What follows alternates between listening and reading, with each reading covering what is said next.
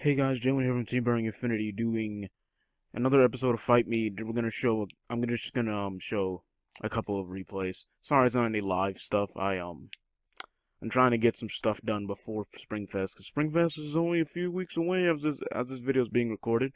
Also, I have a really time consuming video that I have to put up by tomorrow.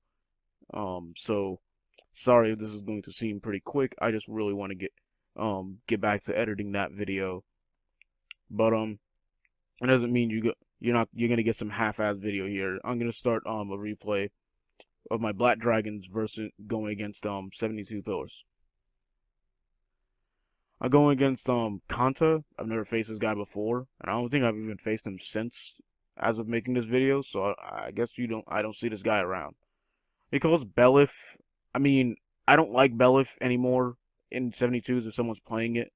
This is probably Solomon's Great Barrier. I don't really remember this replay, but I don't know. Belif doesn't seem good because Skyport Amon is just 1,000 times better. Escape power, 3 critical, both size 2, so why play Belif? Like 3k defense is not that relevant. So I just call a full field of my Black Dragon deck, and I love playing this deck. People say this deck is not viable, but I say they're completely wrong. Any deck is viable if you put it to the test. And see, he plays Amon, and like that just makes me wonder. I'm like, why do you need so many 2 crit size 3s? There's a 3 crit size 1. There's so many better cards than Belif to put in 72 Pillar deck, but I guess it's his choice. I use Death Grip to stop the Amon from killing me, because there's no reason to even try and waste it on a Astaroth with double Soul Guard. Like, oh yeah, and I call it Amino Ahari here, and I just board wipe him so he can't link attack me, and basically this entire Astaroth can't even touch me, and I can just kill it whenever I want. Now, I think I was actually in a call with Joey, and he recommended I should, as of when I did this fight, and Joey said keep it alive just to troll him.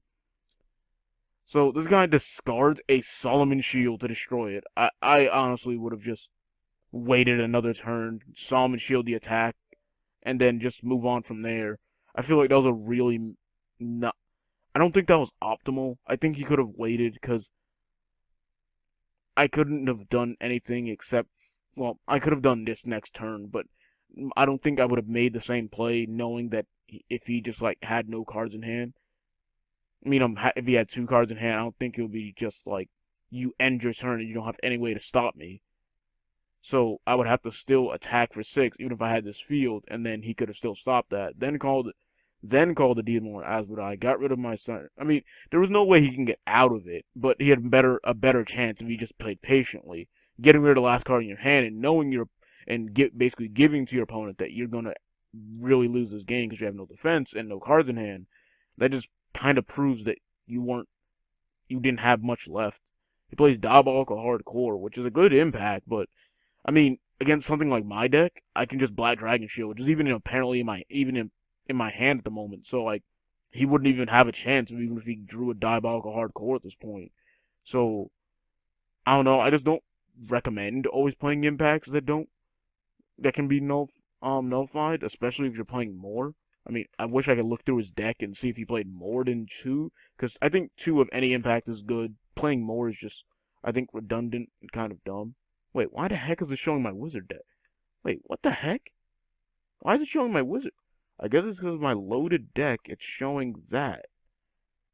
It's my most recent deck that I loaded, but why is it in the open deck area? That doesn't make any sense. I was gonna say I play only 2 Death Requiem.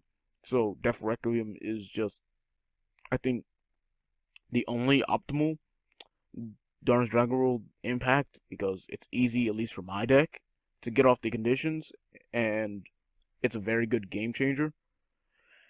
And even if it can be nullified, I don't care, because compared to other impacts, I paid a minimal amount of shit for it. Like, I paid 2 gauge. Oh no, that's like practically like almost just an Amino Ahari. Like, that's the only 2 gauge cost in my entire deck. Everything else is 1 gauge or below. So, I don't really care that, like, if that got, like, nullified or reduced or whatever. Like, because comparing it to, like, say a Diabolical Hardcore or, like, a fight, this strike shall determine the fate of the world. I don't know, just notable impacts that can be reduced and nullified. It's not optimal to play them. It's good when you need it for a game ender, when you can't get enough damage output in, but if you're going against certain worlds that can just deal with it, then it's just bad. I mean, I'm not saying these cards are bad. I'm just saying they're not always the most optimal thing to run. That's why I think like you should just work on making your deck more getting to that point without having to rely on an impact to finish it off.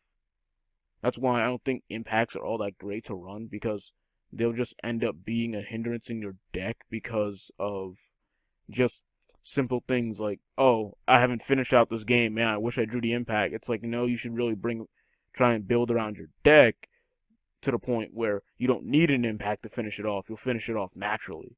But hey, that's just me in my opinion. But hope you guys like this video. Subscribe to me for more Buddyfight content. Sorry for a really short Fight Me episode. I just really need to get to this video that I'm trying to get for you guys. It's gonna be hilarious.